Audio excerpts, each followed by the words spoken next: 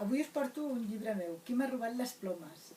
És un llibre per criatures, per primers lectors, primeres lectores. Té unes il·lustracions fantàstiques.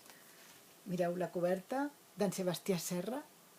Està publicat en català per Ànima Llibres, en castellà per Algar i en valencià per Bromera. És un llibre protagonitzat per la Carlota, però no la Carlota gran, ni la Carlota nena. És una Carlota petita, que té 6 anys, uns 6 anys, i que se'n va a visitar una granja, la granja dels seus oncles, amb el gat, amb el seu gat Merlí. I un cop arriba allà descobreixen un petit misteri, que algú està robant les plomes de les aus i han de descobrir qui. És un llibre que permet treballar la justícia reparativa, és a dir, que després d'haver fet una cosa puguis reparar-la. No que et castiguin, sinó que puguis reparar allò que has fet.